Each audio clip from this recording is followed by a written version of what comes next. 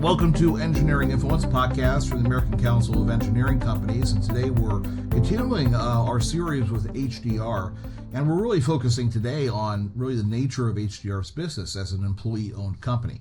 And really to kick things off, a little history lesson. I mean, HDR started off, of course, its founding in 1917, and essentially for about 70 or so years, it was run by its partners. And then in the 80s, it was acquired by an international concern. And in 1996, it was bought back by a group of managers to become an employee-owned firm, and has been so since that date in 1996. So really 3 stages of ownership here. And what we're talking about today is the employee-owner concept, how it's benefited HDR, how it's kind of shaped the culture and the way that HDR approaches business. And I'm really joined by an esteemed panel of people who can speak directly to this, including 2 people who were there at that moment when they bought back the company. Very pleased to be joined by Eric Keene. He's the former CEO and current chair of HDR. Also, Tom Sanders. He is a senior vice president and was there also in 1996 when they bought back the company and turned into an employee-owned model. And Aaron Slayton, Transportation Program Management Director, and also is on the ESOP board. I want to welcome you all to the program. Thank you for joining us today. So, I want to go back, kick this off, Tom, and start with you and also Eric. That's a big decision to make. The firm had been around for a long time, had established international presence, and then you decide to see an opportunity to buy back the firm, made an offer, the offer was accepted, and now you had a firm that was pretty much employee-owned. My understanding is you had a majority of the employees at that point deciding to invest into the firm. I guess take us back to that a little bit and tell us why that decision was made and why you preferred that structure. Tom, we'll start with you if we could. Well, great. And I like the way you mentioned opportunity, because we were fortunate that our previous owner gave us that opportunity to do that. They didn't have to. And so I think when the opportunity came, our senior leaders at the time recognized that, being in control of your own destiny is really worth the effort and the risk of getting there. And so, because of a number of factors, we were limited to 40 officers who could buy the company for a variety of reasons. And so later in 1996, we made that happen.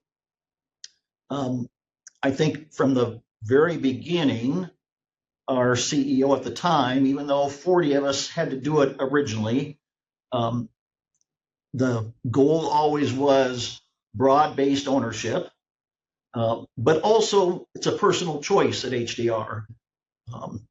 So that was one thing. The second thing is we decided we would want to value our company no more often than once a year, because we don't want to be thinking about the value of the company. We want to be thinking about the value we are to our clients. And so it was designed that way as well. And then thirdly, it was designed and remains today to be a resource for long-term financial investment and retirement. So with those things in mind, we launched in late 96. And in the next 18 months, then we were able to offer it as an investment choice in our existing 401k, which had been in existence for some time. And so that's how it remains today. And, in the industry, they call that a KSOP. We're an ESOP, but it's part of a 401k plan. And so that's continued. There's been some refinements to our corporate structure or this or that, but the original structure remains. And when we were able to open it up, I'll just close with this.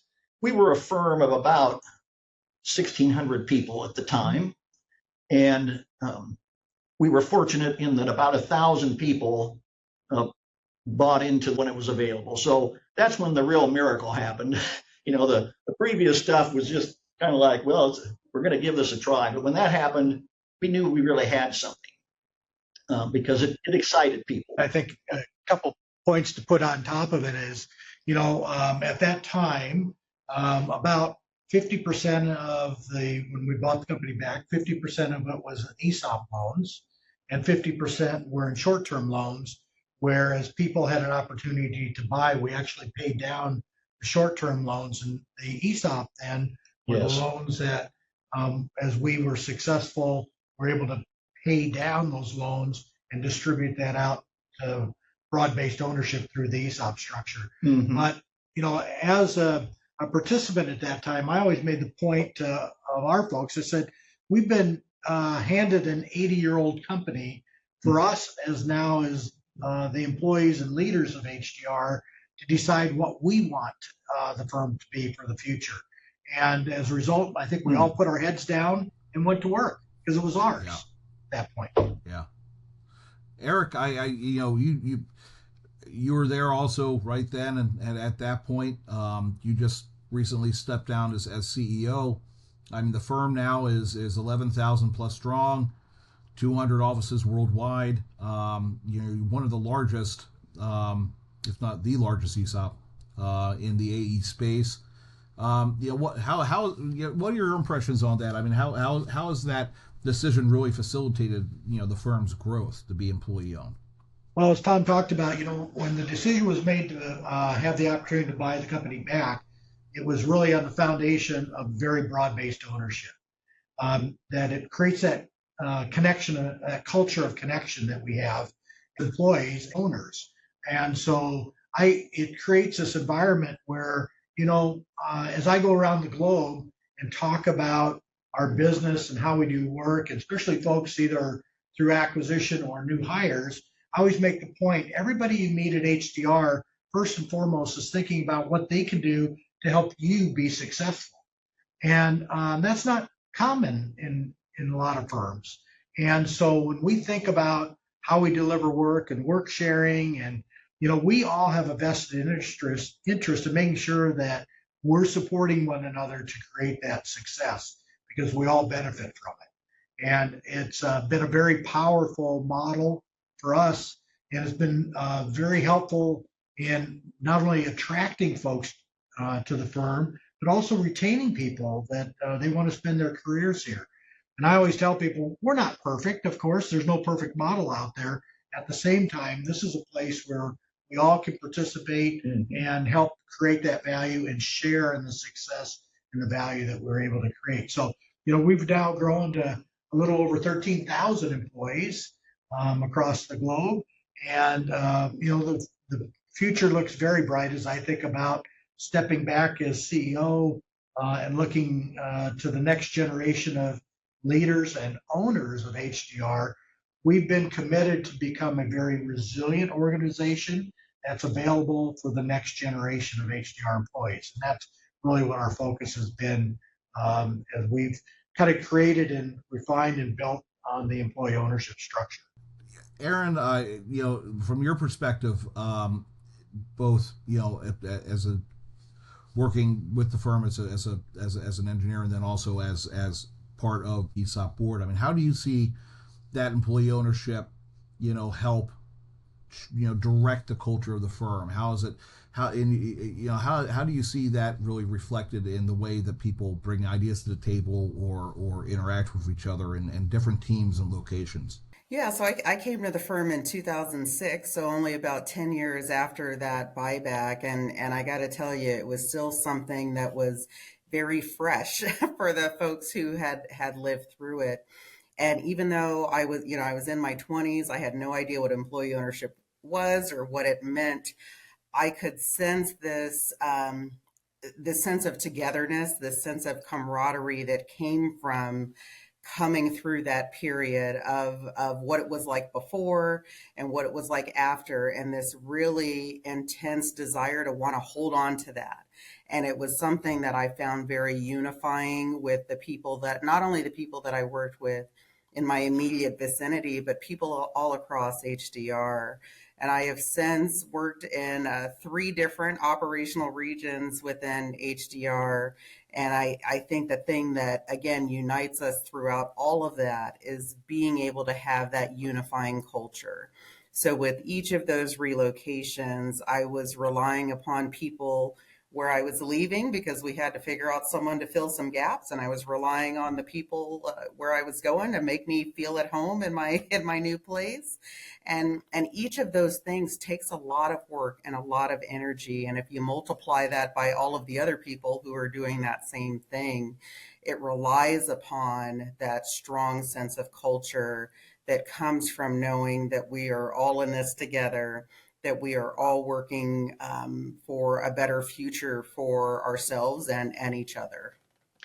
Aaron, one of the things that I think about your career, you've had an opportunity to work very, very closely with a lot of our clients. And Mm-hmm. I just maybe ask, do you see that culture come through with also the relationships we establish with our clients as well? I think our clients definitely see it. I've spent most of my career in co-located offices with our clients, so having very close, being in very close quarters with our clients, and it's something that they recognize. We don't have to, say we are an employee-owned company. We don't have to go out of our way to say that. They know it, and they see it in our behavior. They see it in the pride that we take in our work. They see it in owning up to mistakes and standing by them when things get very difficult. And I think that that's where we shine and excel, is when things get very challenging. And no matter what, our clients see that we are going to work with them and stand by us and be able to pull in more people. I mean, I think that that's something that, again, is a big value. And something that I try to teach our younger staff is the comfort of being able to pick up the phone and reach out to any person across HDR, even if you have never met them, and knowing that they are going to help you and that they are just as vested in your success with a particular client as you are. And that is something that I know I never need to worry about.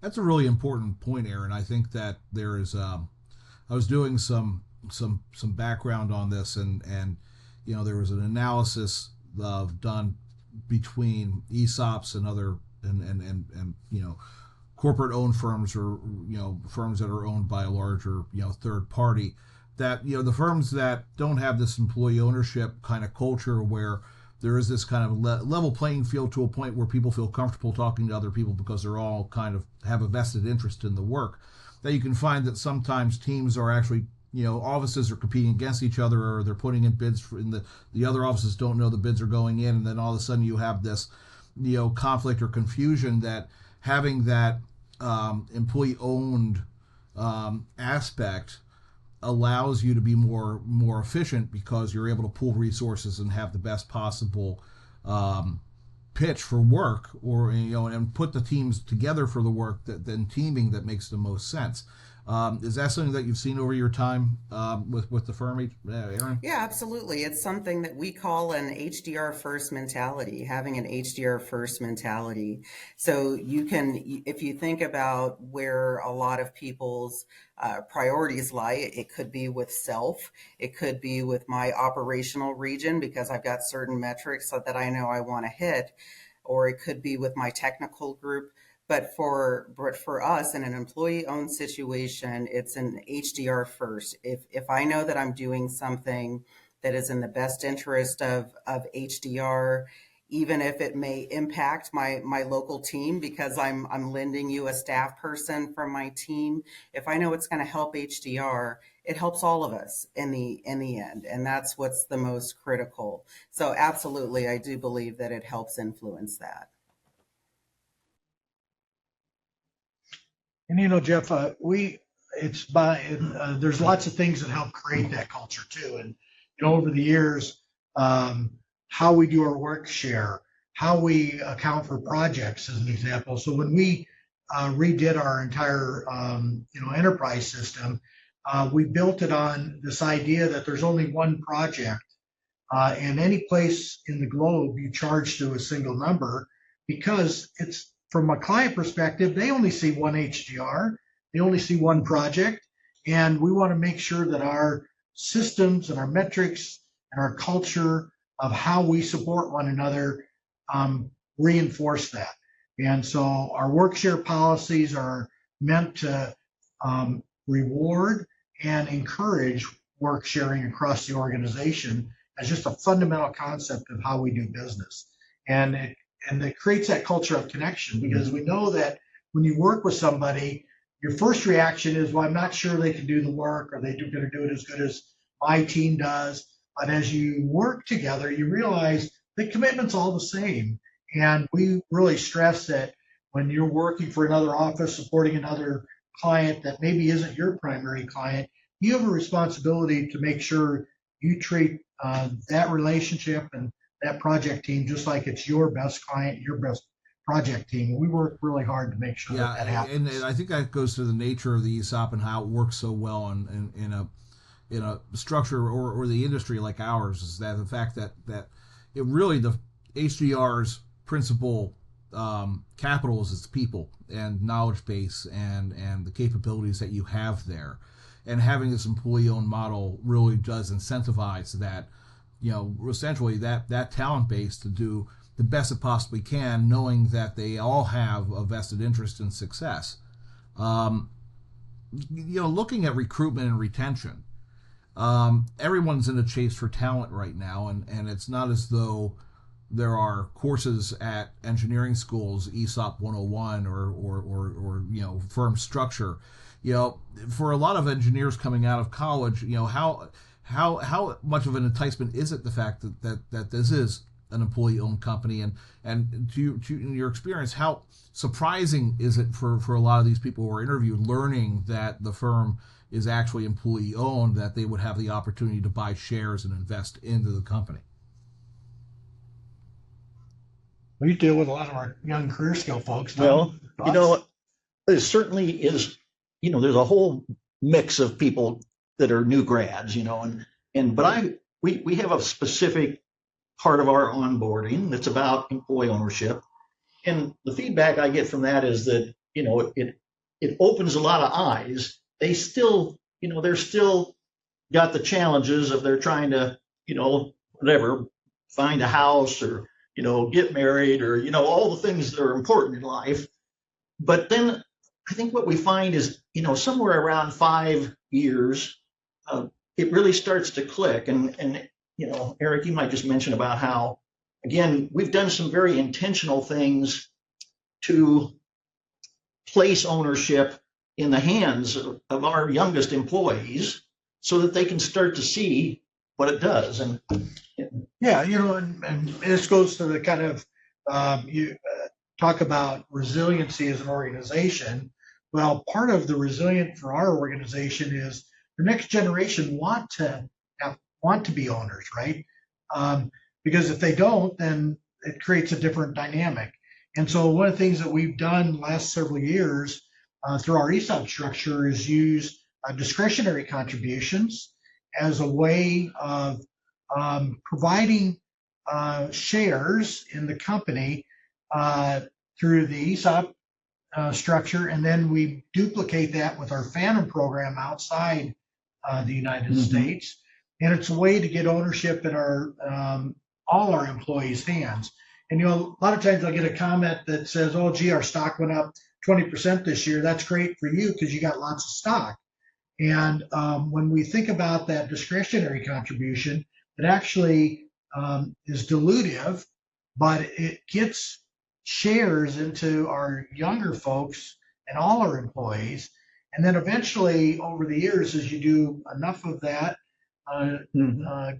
through the discretionary as well as their participation in our retirement plans, all of a sudden those numbers start to be, wow, they start to add up.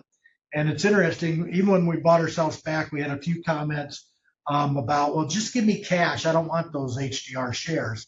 And that was kind of the initial conversation. But after about 10 years, that those same individuals go, boy, I wish I had a lot more HDR shares. One thing I might mention, Jeff and Aaron, you and I have seen this inside the ESOP, but I think employee ownership, another benefit is that it makes everybody, but especially maybe the younger half, more financially literate.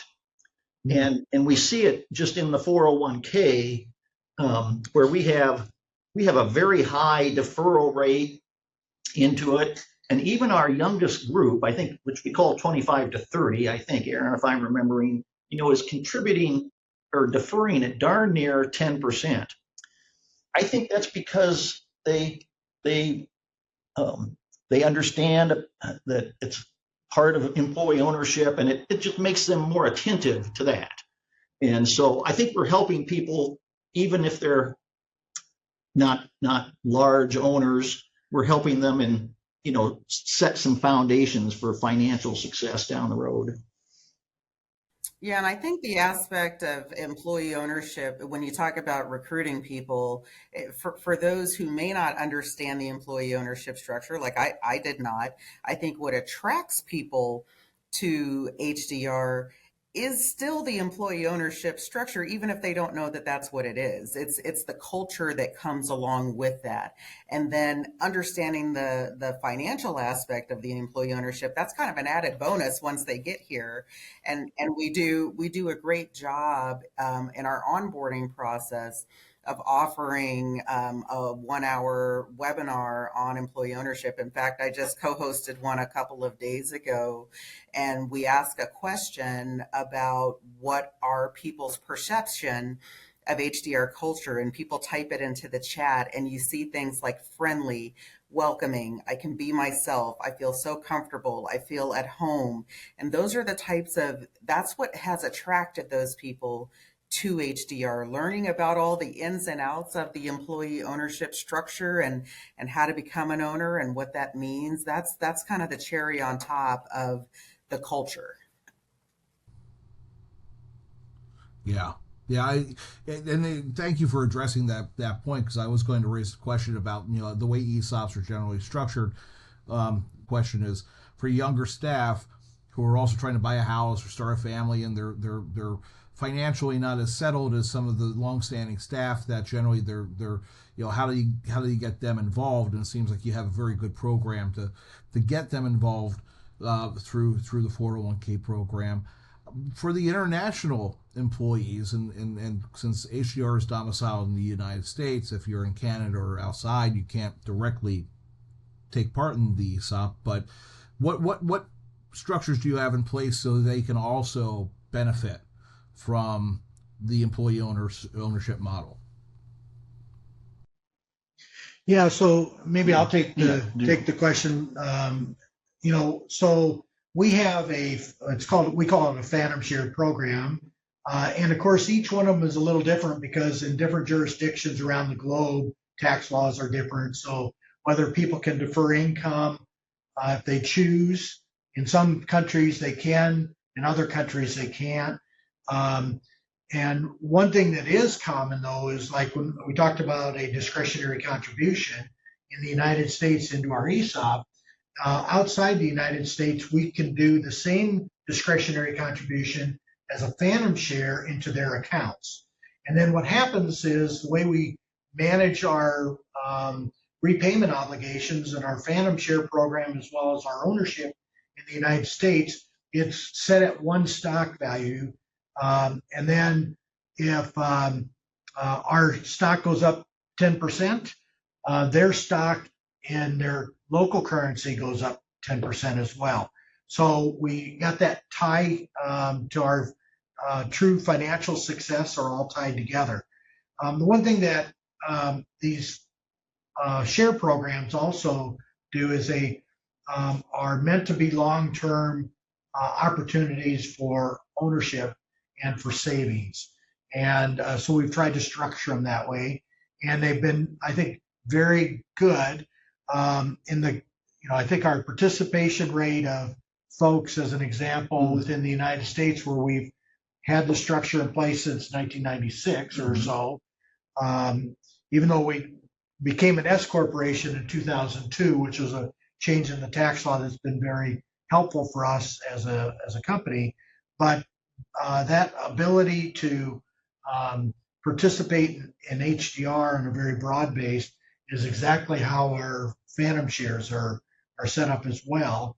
And even though they're a little different, they still behave very much the same way and provide the same opportunity to our employees. So, I'm just thinking about an HDR in the U.S., about 79%, I think, of our employees have actually chosen to buy additional shares in HDR. And one of the metrics that we track every year is our younger folks, how many by age group are actually choosing to buy shares in HDR. And what we've seen over even the last 3 or 4 years is that's continued to grow from, like, I don't know, 49 or so percent up to 57%. So even the younger folks that have, oftentimes other demands on their salary and their income are choosing to buy shares into HDR. And I think it just shows that the model makes sense. And that, the other point I'd make is that we also spend a lot of time looking at our long-term repayment obligation, over a 20-year period, so that, are we generating enough cash to be able to buy? Because when you leave HDR, whether it's in Tom's case, in my case, we get to retire. But if you leave HDR, you're required to sell your shares. So we have no outside owners of HDR. And that means that we need to have cash available to make that happen for folks. And when we look at our model, our business model, it looks very sustainable. And we look at it over a 20-year period. And our CFO has actually taken that out to a 30-year period. But that just helps us as employee owners know that if we continue to do our business in the way that we're doing it with this level of success, that it's a very, very sustainable model to be able to make the transition to the next generation of HDR owners. Which is critically important for future growth and stability and just the business itself. How does the ESOP help guide or direct or inform, might be a better way of saying it, kind of growth and acquisition strategy with the firm? How does it, in your experience, does it make it a little bit more risk adverse, or does it help you really focus in on areas where it makes sense to invest, sustainable design, things of that nature, where it kind of maybe eases a process where you have a lot of people under the same kind of maybe understanding that this is the way that we need to go as a company to really focus in on these areas and pushing design in a specific way in how you acquire other talent and companies? I think, Eric, you ought to respond to that, but I know your punchline is with regard to how is being an ESOP affect those kinds of questions you're asking. Yeah. And the punchline is, well, we're playing with our own money. Eric has reminded me of that.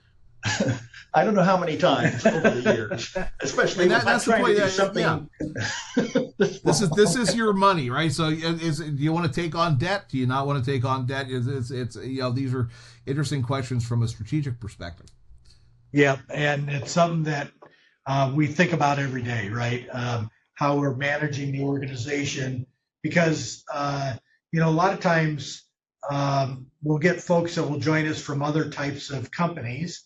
And they say, well, we used to do that all the time there. And I said, well, do you realize that that's creating a long-term liability for the firm? Is that really what we ought to be doing for the next generation of owners? I mean, it has us think a little bit differently about acquisitions, about folks that join the firm, the type of work that we do, who we partner with. The idea is that we want to make sure we're put the firm in the best position for the long-term success for all of us as employee owners, because that's critical to, doing what we think is our purpose as an organization. And, the one thing I would also stress is that, let's remember we're a professional service firm. We're made up of engineers and architects and planners and scientists and economists. But at the end of the day, we provide professional services to our clients. And, that's when we think about what it means to provide professional services, it means, being responsible and thoughtful about the work that we do, making sure that we take responsibility for it, that we're providing the highest quality, and that we're helping our clients achieve the best outcomes. And that culture of employee ownership, where we support one another to make sure we have access to the best talent, becomes really important to be able to follow through on what each and every one of us as a professional feels is our personal responsibility, not only to our clients, but at the end of the day, also to our profession, which is why a podcast like this becomes so important, I think, for folks to really appreciate the value of broad-based employee ownership as a professional service organization. Yeah, and it's being the trusted advisor externally to your clients, but then also being that same level of trust in how you manage the business, because it's a more of a communal decision when you have so many stakeholders directly engaged in the process. So Jeff, you talked a little bit about acquisitions, and maybe I'll just say that we've done I don't know, about 70 acquisitions or so since we bought ourselves back in 1996. Almost every one of them, there was some type of relationship with the firm. And as for people started to think about, well, what's my ownership transition? If they really wanted to continue to support employee ownership, we became a mechanism. And we've always said, we want you to become part of HDR, where collectively we are stronger and we have an opportunity to continue to support the great work that you've done over the years. So that's really been our model for growth and use of firms through more acquisitive nature. But they're firms that want to continue to support that idea of professional services with broad-based ownership and a culture of connection. Mm-hmm. I think about a couple of acquisitions in recent years, and I mentioned this earlier, that the opportunity for employee ownership was really one to control our own destiny. And when I talk to some people from recent acquisitions, they remind me, we decided our best destiny was to be part of HDR. We didn't get bought by someone that we didn't even know, so it's very important to us. We covered a lot of ground here on a lot of different areas. Is there anything that we didn't hit that you want to make sure that people understand kind of about what it means to HDR for employee ownership or the model itself as we wrap up? I'd like to talk a little bit about our ESOP committee. You Yes. mentioned briefly about not only the trust that we instill with our external clients, but also internally. And I think a lot of the things that Eric and Tom mentioned about how we are working very hard to establish that broad-based ownership, all of those things, how cautious we are with our decision making when it comes to spending money and taking on risks for the firm, all of those things help instill trust. And so the ESOP committee is another piece of that. And that's also something that we talk about pretty extensively in the onboarding training that we do with staff, because we want them to know and understand that there is a group of people that are dedicated to taking a look at this and evaluating it. And we have various advisors that we bring in to also help us make sure that we are taking a look at things in the right way and in the right fashion. And we have a trustee who we lean on. And one of the things I've appreciated as Tom was chair of that committee, at the end of every meeting, he would ask the trustee, do you still believe that this is a good investment for the employee owners of HDR? And it's something that we don't take for granted.